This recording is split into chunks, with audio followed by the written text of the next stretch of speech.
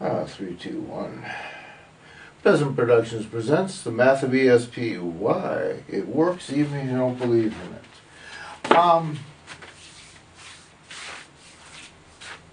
For lack of anything better to do here, the lighter side, the comedy side of what this all is for me. I mean, the amount of people running away, walking away, turning their back and saying, "Oh, it can't exist. This can't exist. It's in your everyday world. You don't have any, like I said, volcanoes, whether it's 39 or 47 and a new one popping, just the other day, and now there was something it was on the Weather Channel for that matter. On the Weather Channel that, 680 people are trapped because the volcano just exploded and caused a whole lot of ruckus. And earthquake happened. Yeah, the 6-point earthquake happened. And down in Bali, and a whole bunch of tourists are trapped on a volcano that's rumbling. Yeah, so it's kind of interesting that you'd rather go out there and pretend that this stuff doesn't exist, that Fukushima never happened, and I pointed out it takes 14 to 20 days for a nuclear reactor to cool down. Nobody ran in and in 20 minutes pulled all the fuel out of all 4 of those reactors. It just cannot happen. Okay. They don't have the ability to forecast earthquakes, with any kind of accuracy 14 to 20 days in advance. Poof. There's the end of that story. You don't have DARPA, you don't have HARP, you don't have any of these, deep seismic things that can produce that kind of accuracy either, okay? You know that you have bacteria and viruses because your governments are all hollering about flu shots and letting people know who's sick and wearing masks if you're in a little third world countries because there's not a lot of doctors and stuff around.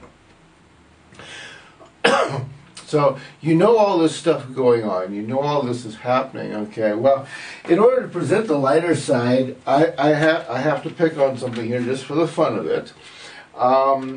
You hear all about this carbon tax, and everybody that produces CO2 is going to have to pay taxes and be allowed to do so.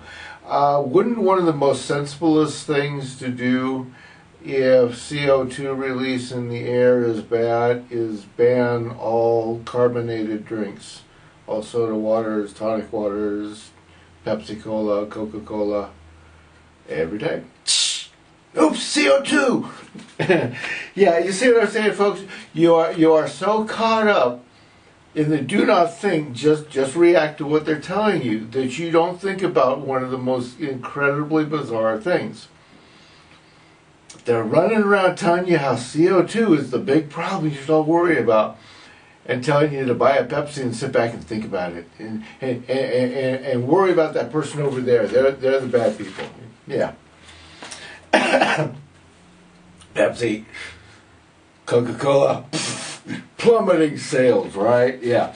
So you see what I'm saying? You look at something like the Moses theory of how, Moses took all the slaves and the society continued without so much as a whimper. The pharaohs who had fake gods didn't get executed as has happened in anywhere else in the history of human race. There's this whole lighter side to this, and part of that David and Goliath type of a thing. Here I am, I'm one little guy showing you how to change the whole world around. I'm showing you how you get up in space and you have all these products to sell. You have an economy. You have a flow of society, irregardless of what is happening on this planet. Because people all need this stuff.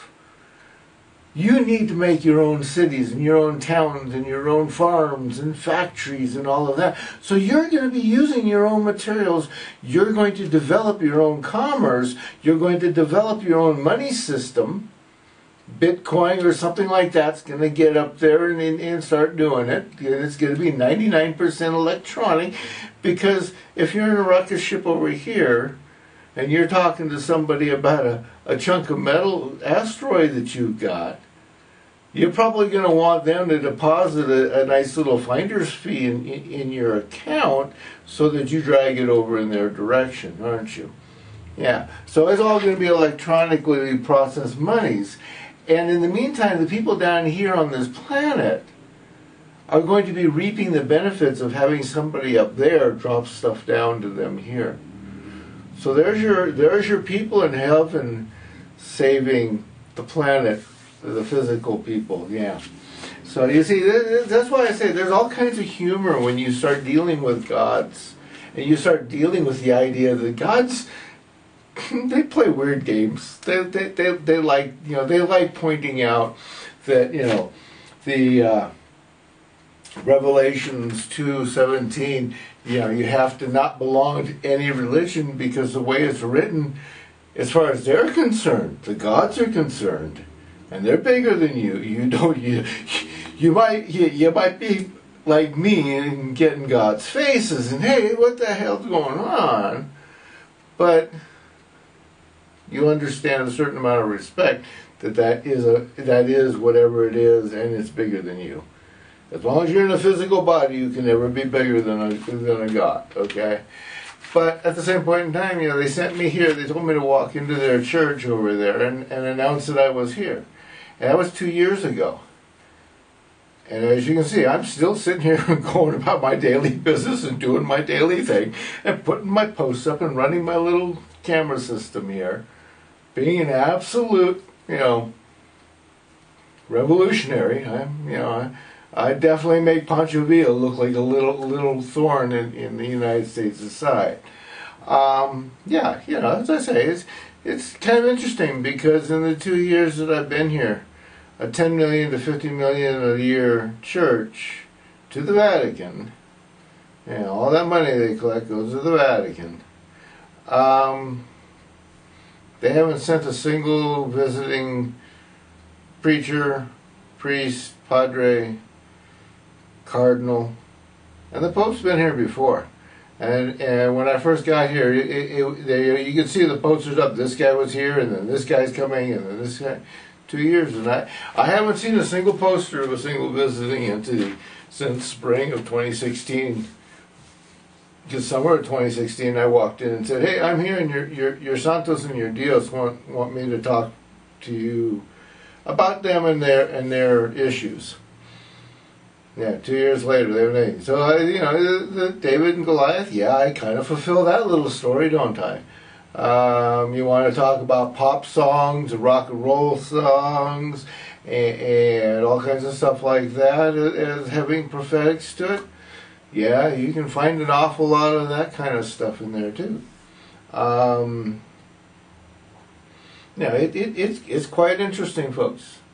And it's a bit fun and it's a bit amusing. But, you know, for me, I mean, you know, I needed to create a miracle. So I wrote a single letter in 1983 with the intent of it being stolen from me. Everything I did was to make sure that there was too much available in the idea of stealing it. It was too easy. This kid gave away too much. He put too much here, and he left too much off. That they just grab it. The greedy person never thinks. They just see that piece of dollar, and they grab it. The intelligent person thinks, and they think about what they're doing and why they're doing it and where it's going. And I knew that, you know, sooner or later you were going to reach this stage. Sooner or later there was going to be this issue here to contend with, because at 15 years of age in biology class, or physiology class, I have to remember which one, it was just life science at that point in time, we did the fruit fly experiment. Human beings are every bit like a fruit fly experiment. You are on a container called Earth. You are using up everything you have, and you're literally pooping on your dinner plates and your lunch plates and your coffee cups and everything you can possibly do to destroy yourself and commit suicide. Definitely an issue. And for me, like I say, it's hilarious because I get to look at your world around you and see all the different places where, like the Who said, you know, vote in the new boss, same as the old boss. And we all hope we don't get fooled again, huh? Yeah. I don't care what government you want to look at, or what church or religion you want to look at. If they are not spiritual, if they do not openly accept that other things other than what they want to control exist, and they do not consider dinero the important thing, yeah, they're not spiritual unless they want to be spiritual. Oh, I got plenty of time left. Okay. So, you know, if you're more worried about getting money in your hand than you are about getting a message out, then you weren't Jesus. You're not being Jesus Christ-like. You're violating what's in that book. Okay. If you think that going around and murdering, slaughtering everybody that doesn't believe what you believe is a good thing, if you refuse to stand up against something that you are a part of that goes around murdering and slaughtering just for the heck of it, yeah, you are guilty of being a part of that, okay? Because you have refused to take a stand against it means that you are sitting in support and company of the abuse, the abusers, and everything that they represent. Okay? If you don't do something to stop a criminal from being a criminal, if you don't try and warn somebody that they're about to get robbed, are you not in essence helping that criminal get in there and rob them? I've owned apartment buildings, been in and around apartment ownership for 50 years. The only time I've ever seen somebody tell me that they're not worried about somebody else being a bandit in the apartment building is because they're in league with it. Their eyes to see, you know, when somebody is coming and going.